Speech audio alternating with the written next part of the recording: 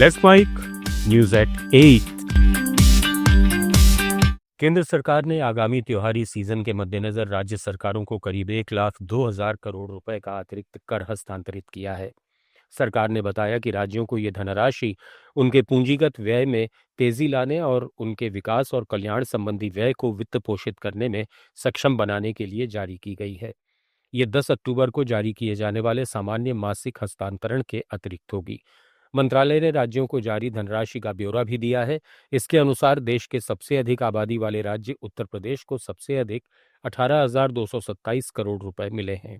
इसके बाद बिहार को 10,219 करोड़, मध्य प्रदेश को 3,776 करोड़, पश्चिम बंगाल को 7,644 करोड़, महाराष्ट्र को 6,418 करोड़ और राजस्थान को 6,123 करोड़ रुपए मिलेंगे। उत्तराखंड अधीनस्थ सेवा चयन आयोग ने 5 अक्टूबर को होने वाली सहकारी निरीक्षक वर्ग 2 और सहायक विकास अधिकारी की परीक्षा स्थगित कर दी है। आयोग ने कहा कि पेपर लीक कांड के बाद सुरक्षा इंतजाम अधूरे होने और अभ्यर्थियों के फीडबैक को देखते हुए ये फैसला किया गया है। आयोग सचिव डॉक्टर शिव बरनवाल ने बताया कि परीक्षा की नई तारीख जल्द घोषित की जाएगी। मुख्यमंत्री पुष्कर सिंह धामी ने चेतावनी दी है कि प्रदेश में नकल माफिया को पनपने नहीं दिया जाएगा। उन्होंने घोषणा की कि अब भर्ती परीक्षाओं की निगरानी के लिए समितियां बनाई जाएंगी, जिनमें आयोग, पुलिस, प्रशासनिक अधिकारी और युवा भी शामिल होंगे। मेघालय सरकार की शिलांग में हुई कैबिनेट बैठक में कई महत्वपूर्ण फैसले किए गए। इनमें सोहरा का दशकों पुराना जमीन विवाद सुलझाना, नए सेवा नियमों को मंजूरी और पेपरलेस प्रशासन शुरू करना शामिल है। बैठक के बाद मुख्यमंत्री कोनराड के संगमा ने प्रेस ब्रीफिंग में बताया कि सोहरा के सैत्सोपेन में 128 एकड़ विवादित जमीन हिमा सोहरा के इलाका को दी जाएगी, बाकी हिस्सा सामान्य प्रशासन विभाग के पास रहेगा। ये फैसला उपमुख्यमंत्री प्रेस्टन टायनसोंग की समिति की सिफारिशों के आधार पर हुआ है।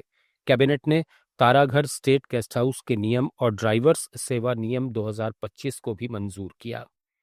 साथ ही ई कैबिनेट सिस्टम शुरू किया गया, जिससे मंत्री ऑनलाइन दस्तावेज देखकर मंजूरी दे सकेंगे।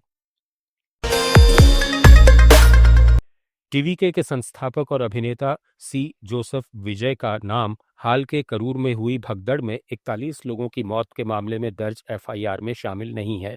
एक याचिकाकर्ता ने मद्रास हाईकोर्ट में शिकायत की है कि यह फैसला राजनीतिक कारणों से लिया गया है। उसने कोर्ट से मांग की कि जब तक रोड शो के लिए दिशा निर्देश या मानक प्रक्रिया तैयार नहीं हो जाती, तब तक किसी भी राजनीतिक दल को रोड शो की अनुमति नहीं दी जाए।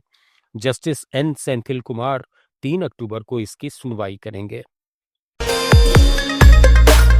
महात्मा गांधी की 157वीं जयंती पर तमिलनाडु के मुख्यमंत्री एम.के. स्टालिन ने चेन्नई के एग्मोर में म्यूजियम परिसर में गांधी जी की प्रतिमा पर पुष्पांजलि अर्पित की। इस मौके पर उन्होंने प्रधानमंत्री नरेंद्र मोदी पर निशाना साधते हुए कहा कि यह शर्मनाक है कि देश के सर्वोच्च पद पर बैठा व्यक्ति राष्ट्रीय स्वयंसेवक संघ की शताब्दी पर डाक टिकट और स्मारक सिक्का जारी कर रहा है, जिसने गांधी जी के हत्यारे के विचारों को बढ़ावा दिया। स्टालिन ने अपने एक्स पोस्ट में सभी से देश को इस शर्मनाक स्थिति से उबारने का संकल्प लेने की अपील की। उधर केरल के मुख्यमंत्री पिनराई विजयन ने भी केंद्र की बीजेपी सरकार की आलोचना की, जिसने राष्ट्रीय स्वयंसेवक संघ की शताब्दी पर डाक टिकट और 100 रुपए का सिक्का जारी किया। विजयन ने इसे संविधान का गंभीर अपमान बताया। अपनी एक्स पोस्ट में उन्होंने कहा कि केंद्र एक ऐसे संगठन को वैधता दे रहा है जो स्वतंत्रता संग्राम से दूर रहा और औपनिवेशिक बांटो और राज करो की रणनीति के साथ विभाजनकारी विचारधारा को बढ़ावा देता है। कांग्रेस अध्यक्ष मल्लिकार्जुन खड़गे का कर्नाटक में बेंगलुरु के एमएस रामैया अस्पताल में सफलतापूर्वक पेसमेकर प्रत्यारोपण किया गया। सांस लेने में तकलीफ के कारण डॉक्टरों ने यह सलाह दी थी। उनके बेटे और कर्नाटक सरकार में मंत्री प्रियंक खड़गे ने एक्स पर पोस्ट कर बताया कि प्रक्रिया पूरी हो चुकी है, वे स्थिर और ठीक हैं। कर्नाटक के मुख्यमंत्री सिद्धारमैया ने अस्पताल जाकर उनकी कुशलक्षेम पूछी और शीघ्र स्वस्थ होने की कामना की। आप सुन रहे थे let's make more than radio. Follow कीजिए हमें हमारे सोशल मीडिया प्लेटफॉर्म्स पर। It's time for new